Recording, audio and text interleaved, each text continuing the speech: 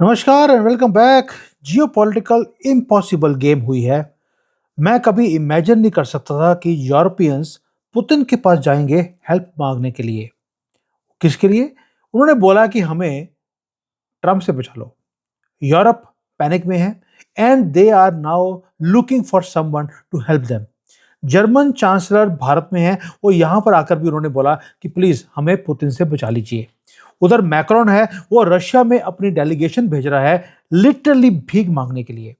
अब ये सब कुछ क्या हो रहा है, ये कैसे हो सकता है, इसकी वो बात करेंगे। आप दंग रह जाएंगे कि दुनिया में हो क्या रहा है। अगर आप मैप को देखते हैं, आपको दिखेगा कि भाई ये युद्ध चल रहा है रशिया का और यूक्रेन का। लेकिन आप बिल्कुल गलत हैं। रियल कॉन्क्वेस्ट कुछ और ही है। जब से डोनाल्ड ट्रंप प्रेसिडेंट बने हैं अमेरिका के, अब उन्होंने रशिया को एनिमी बोलना बंद कर दिया। अभी वो चाइना के बारे में बात नहीं कर रहे। उनको लगता है ट्रंप को कि यार यूरोपियंस ही मेरे दुश्मन हैं। गाजा ऑलरेडी ले लिया, वेनेजुएला टेक ओवर हो गया, ईरान गिरने वाला है, ग्रीनलैंड के ऊपर आंखें हैं। सोच के देखिए, दुनिया हंस रही थी जब डोनाल्ड ट्रंप ने बोला कि ग्रीनलैंड कनाडा ये मैं ले जाऊंगा। आज उन्होंने हंसना बंद कर दिया क्योंकि उन्हें मालूम है कि जो प्लान है डोनाल्ड ट्रंप का वो एक्सपेंशन का है, वो शुरू हो गया। United states is expanding. Canada के अंदर ऑलरेडी विस्परिंग हो रही है कि शायद वो 51st स्टेट अमेरिका का बन जाएगा। अमेरिकन प्रेसिडेंट का माइंडसेट बिल्कुल क्लियर है। वो है एक्सपेंशन का, डोमिनेंस का और टोटल कंट्रोल का। क्यों बोल रहा हूं? जब अमेरिका बना था, it was born about 300 years back, उसके पास सिर्फ 13 स्टेट्स थे। कुछ और स्टेट्स को उन्होंने खरीद लिया, कईयों को कॉन्कर कर लिया। आज 13 से वो 50 पहुंच गए। डोनाल्ड ट्रंप बोलते हैं कि मुझे 50 पे रुकने की जरूरत क्या है, क्यों ना कनाडा को साथ में जोड़कर 51st, वेनेजुएला 52nd। अब तो यहां तक मीम्स बनने शुरू हो गए हैं कि जो मार्को रूबियो है वो प्रेसिडेंट बनने वाले हैं वेनेजुएला के।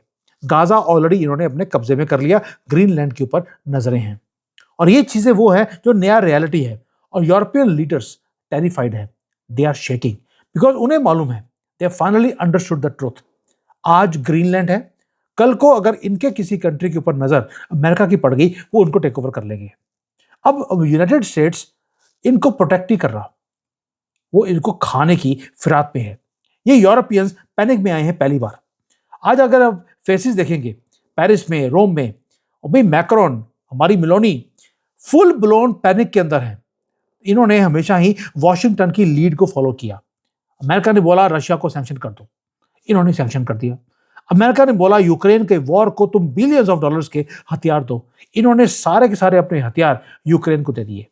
इनको क्या मिला? धोखा।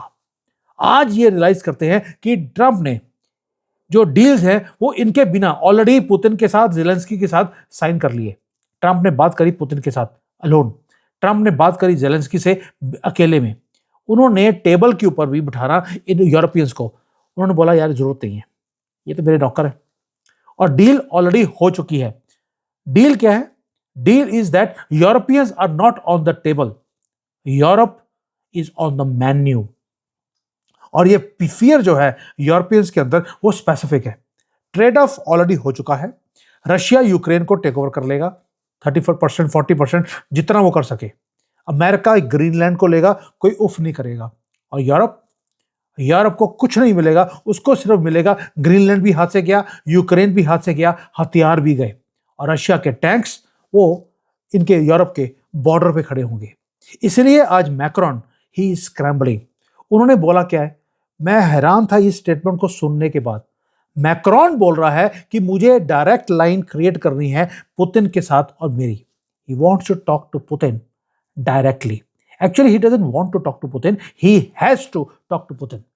Because उन्हें मालूम है कि अगर अमेरिका जो है वो इसको खा जाएगा, आज अगर ग्रीनलैंड को खा लिया, गाजा को खा लिया, कल को फ्रांस को भी खा जाएगा।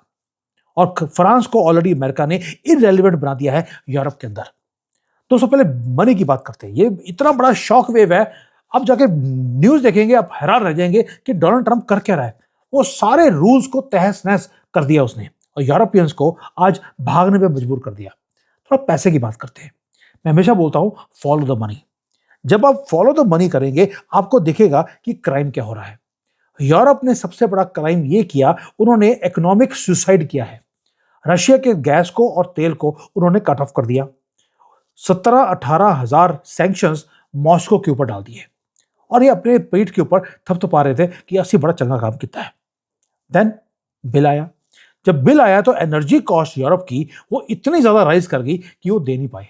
आज जो युद्ध है उसका जो कॉस्ट है यूरोप को, वो 1 ट्रिलियन यूरो से ज्यादा उनको पेमेंट करना पड़ रहा है। और ये पैसा गया कहाँ? ये एनर्जी सेक्टर का 1 ट्रिलियन का, ये वैनिश नहीं हुआ, it went to America. Europe ने चीप रशियन गैस और ऑयल को खरीदना बंद कर दिया। अमेरिका ने बोला हमारे पास है, हम दे देंगे।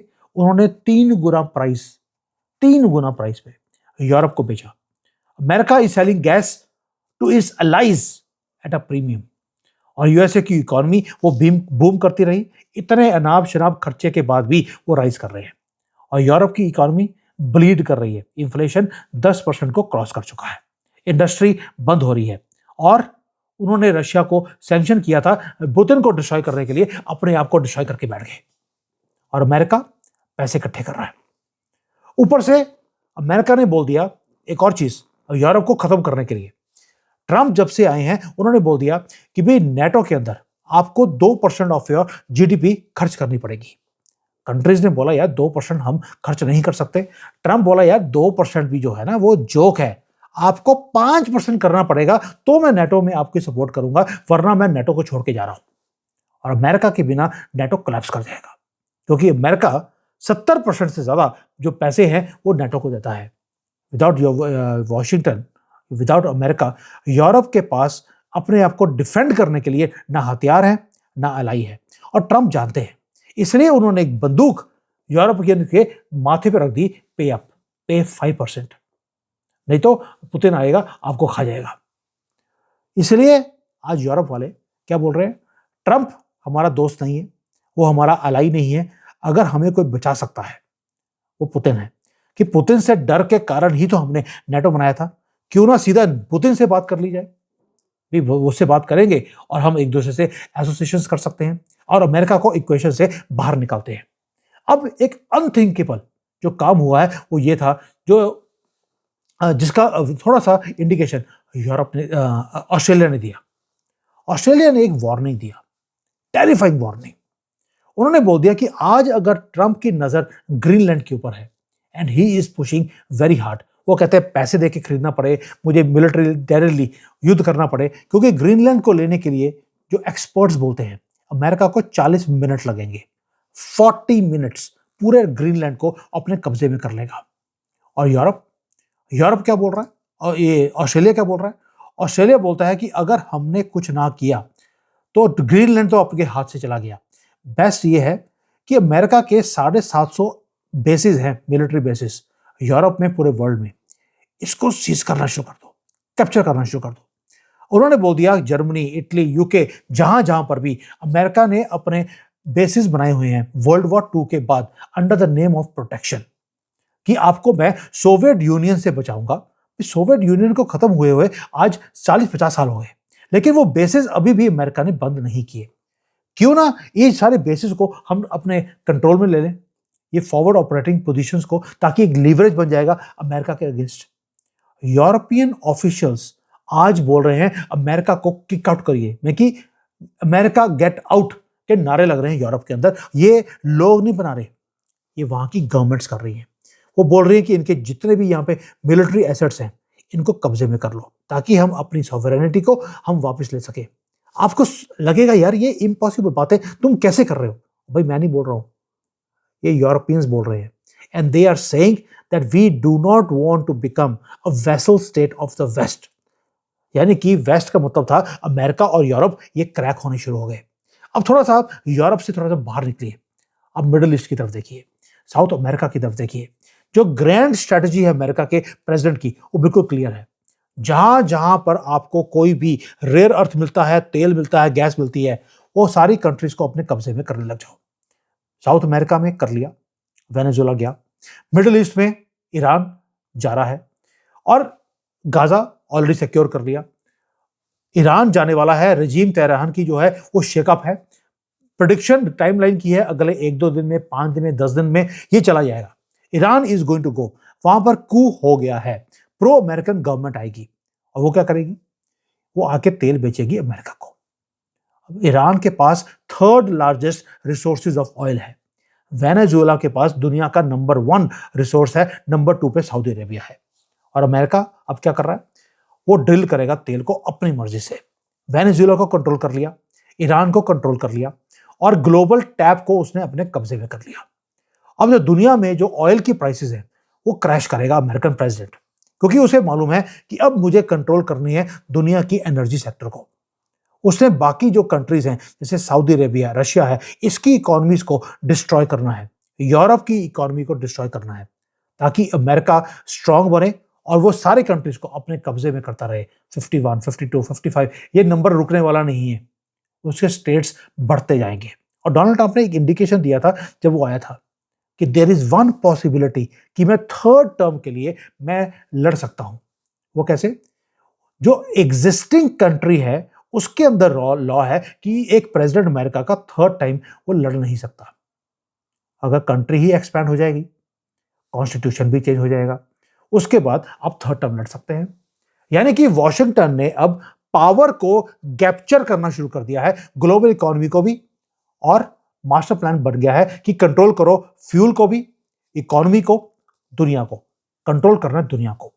Venezuela already they are sitting on the crosshair और अमेरिकन कंपनीज ने ऑलरेडी वेनेजुएला के अंदर एंटर करना शुरू कर दिया and they are taking over everything. अब आते हैं दोस्तों, अब यूरोप के पास ना नेटो रहा, ना हथियार रहे, ना इकोनॉमिकली उनका जो अच्छा फ्रेंड था अमेरिका वो रहा, ऊपर से लूटे गए। अब वो करेंगे क्या? उनके पास एक ही कार्ड रह गया है, the most ironic card in the world, Vladimir Putin. After years of calling him a monster, अब सोच के देखिए, उसे आइसोलेट कर दिया, गालियां निकाली पुतिन को। आज घुटनों पे रेंगते हुए मैक्रोन जा रहा है पुतिन के पास, मेलोनी पीछे खड़ी है। वो बोलते हैं हाई लेवल डायलॉग हमें पुतिन से करना पड़ेगा। डिप्लोमेटिक लैंग्वेज में इसको बोलते हैं माई बाप सानू बचा लो, तोहफा कबूल करो। ये पुतिन को कौन बोल रहा है? मैक्रोन और मेलोनी, 2 M's, वो बोल रहे हैं पुतिन को सानू बचा लो। उन्होंने एक स्पेशल एनवॉय को भेजा अभी मॉस्को में। वो बाईपास कर रहे हैं वॉशिंगटन को कि अब हम चार्ज लेंगे यूरोप का। अब उन्हें रियलाइज हो रहा है भारत ने जो किया वो सही किया। हमने रशिया से बात करी, हमने यूक्रेन से बात करी, हमने अमेरिका से बात करी, हमने किसी की साइड नहीं ली और हम चीप ऑयल खरीदते रहे, जबकि अमेरिका बोलता रहा कि आप चीप ऑयल मत खरीदिए। हमने अपने इंटरेस्ट को वॉच किया। यूरोप हमारे ऊपर हंस रहा था उस वक्त, आज वो हंसना उन्होंने बंद कर दिया। अगर आप जर्मनी के वाइस चांसलर की बॉडी लैंग्वेज देखेंगे आपको समझ आएगा जब वो भारत पे आए हैं। They are not laughing at us, they are trying to copy our formula. लेकिन मेरा अपना मानना है कि ऑलरेडी जो गाड़ी है वो बहुत लेट हो चुकी है। वो अभी कॉपी कर रहे हैं 3-4 साल के बाद, when it is already too late. क्यों? क्योंकि उनकी इकोनॉमीज शैटर हो चुकी हैं, मिलिट्री वीक हो चुकी है, और जो उनका बिग ब्रदर था अमेरिका अक्रॉस द ओशन, वो उन्हें खाने के, यानी कि खाना लग गया है, वो इनको भी, इनमें से एक एक करके स्टेट्स को वो लेता जाएगा। They are not seeing him them as partners. Trump को यूरोप एक रियल एस्टेट की एक कंट्री दिखती है कि यहां पे रियल एस्टेट मैं कब्जे में कर सकता हूं। लेसन बड़ा ब्रूटल है। जियोपॉलिटिक्स के अंदर कुछ भी चीज परमानेंट नहीं होती। यूरोप एक चीज भूल गया था। उन्होंने अपनी सिक्योरिटी को, अपनी एनर्जी को, हर चीज को उन्होंने आउटसोर्स किया हुआ था। यहां तक कि उन्होंने जितने भी ये मुसलमान कंट्री के लोग हैं इनको इंपोर्ट कर लिया कि यार यहाँ पे जो लेबर का काम है हम इनसे करवाते रहेंगे। आज ना लेबर का काम हो रहा है, ना सिक्योरिटी है, ना एनर्जी है। ऊपर से जो बिल है अमेरिका को देने वाला वो ड्यू होता जा रहा है, पैसे भी बचे नहीं है।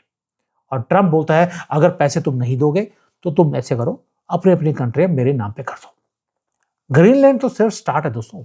अमेरिकन एम्पायर अब कंसोलिडेट कर रहा है जहां जहां पर भी उसको रिसोर्सेज दिखते हैं। म्यांमार के अंदर भी आपने देखा होगा, मैंने वीडियो बनाया था। म्यांमार के अंदर जो अराकन आर्मी के अगेंस्ट रोहिंग्यास को उन्होंने आर्म्स एंड एमुनिशन दे दिया कि वहां पर रेयर अर्थ एलिमेंट्स हैं, मैं म्यांमार का वो एरिया अपने कब्जे में कर लूंगा।